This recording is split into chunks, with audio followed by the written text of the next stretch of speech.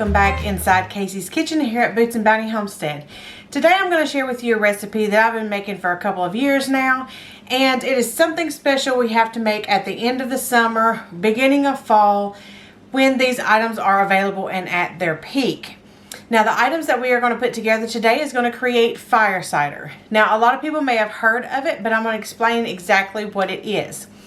Fire cider is your own personal recipe that you have adapted to your family's needs in order to create this wonderful medicinal apothecary jar of goodness to your medicine cabinet.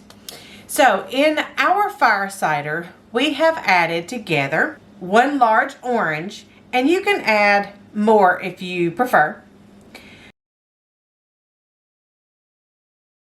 1 lemon,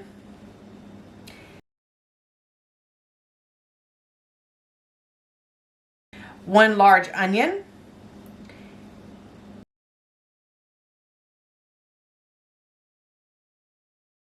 2 jalapenos, seeds are optional,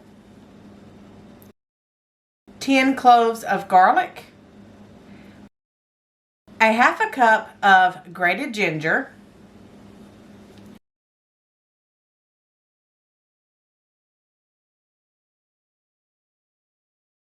several sprigs of fresh rosemary,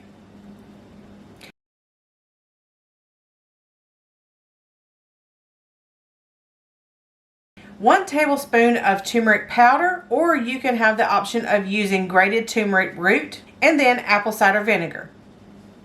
Now the apple cider vinegar that we use is our own homemade apple cider vinegar. I am actually going to be using up the rest of last year's apple cider vinegar so I can create and use the mother outside of that apple cider vinegar to create this year's upcoming batch. The special benefits of fire cider is that it is a fermented medicine.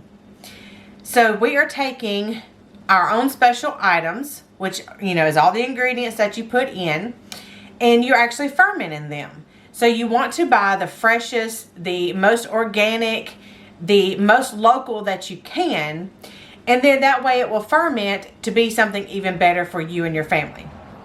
Whenever you are storing your fire cider for those 3 to 4 weeks, however long you want to allow yours to ferment, make sure that you are setting it inside of a cookie sheet or some kind of bowl, just in case it decides to do a little spitting on the countertop. You also want to make sure that you are allowing it to breathe. Do not tighten the top down all the way down, because as the fermentation process starts to begin, it will make those bubbles and gases.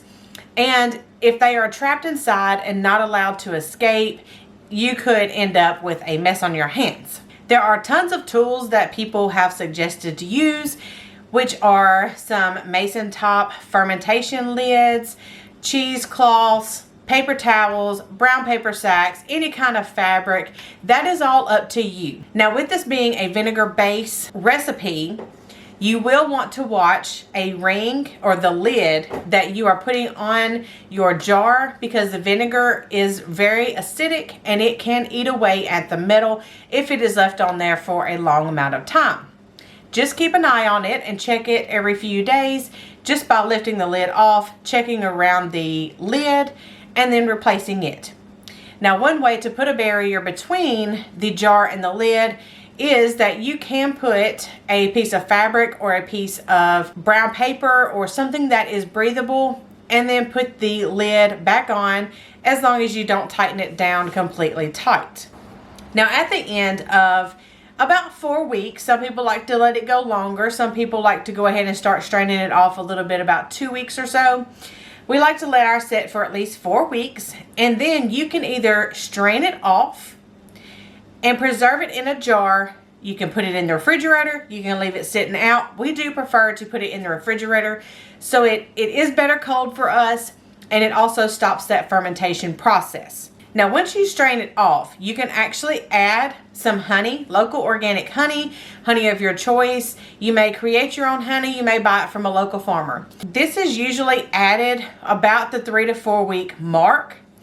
and it acts as part of another stage of preservation. This is best added after you have strained all of the ingredients from the liquid from the apple cider vinegar that you have fermented. It's best to add the honey after you have strained it out, and then preserve it however you would like, if you want to leave it sitting on the counter or if you want to put it in the refrigerator. So then you might be wondering, how do we take this form of medicine now that we have created it? So there are many options that you can take this medicine in. You can add it to, say, a warm cup of water and take it as like a tea in the morning. You can add some little extra honey to it, but not over about 100 degrees. You just want it lukewarm, so that way it doesn't kill the benefits of being a fermented medicine. You can also just take a tablespoon a day for immunity health, which is just a daily basic maintenance dose. We usually take this in the later part of fall and throughout the winter for about 3 months to give our immune system that extra boost. And then we kind of slack off for a couple of months, and then we will start taking it again in the spring when allergies are starting to become real big and everybody has the sniffles and the sneezes. So that is how our family has decided to take it on a daily maintenance dose. And then once you find yourself getting a little immune low, you can start taking it more throughout the day. Now, I will just give you suggestions on doses, but this is literally a food, okay? Don't think of it as medicine, as I can only take it so much kind of thing. You're gonna look at it as more of food, and you are feeding your body. So the recommended dose is about a tablespoon with or without water. You can add a little water to it if you need to douse it down a little bit if it's too hot for you. You can also take it with food. You can take it without food. It's totally up to your body. The recommended dose is 3 times a day, or you could take it every hour if you needed it for 2 to 3 days or so. Just take it as needed. If you start getting a little cough, if you start getting an itchy throat, if you start feeling kind of bad, go ahead and just take you a dose. About a tablespoon or so will do it. So now that you've seen how I put together our fire cider recipe, you can research and see how everybody else makes theirs, because some people add different things. Some people add more of certain things. Some people add less of certain things. Now, one of the optional things I see most people doing is horseradish. So horseradish is kind of one of those things, you either like it or you don't.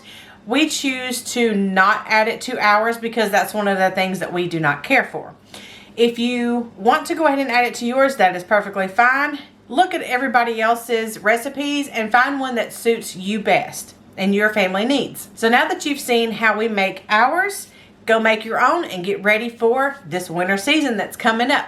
And we will see you guys later. Thank you for stopping by.